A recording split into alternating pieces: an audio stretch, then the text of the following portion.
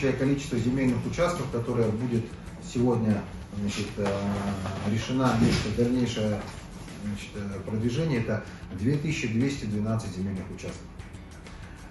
Дальше перед нами большая задача по определению и мероприятий по подведению инфраструктуры. Это в первую очередь строительство дорог, подведение газа, электричества.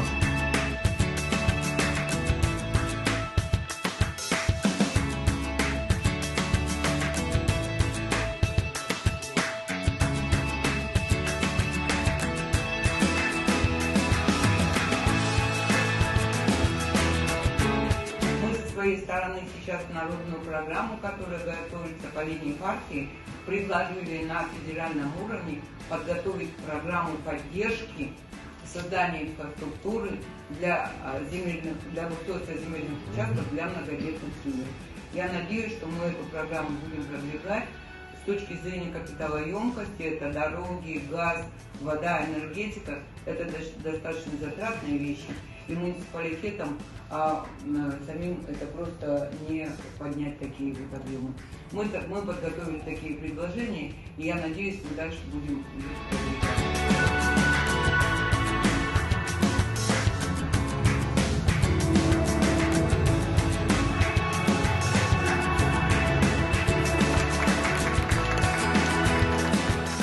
Я рада, что я все равно с вами, я встречаюсь с вами, вы решаете эти проблемы.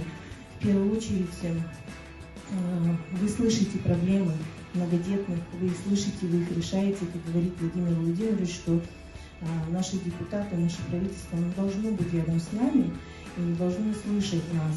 И так, как было раньше, конечно, поддержка многодетных семей вот эти годы, она значительно подходит, как-то вот уже ощущается.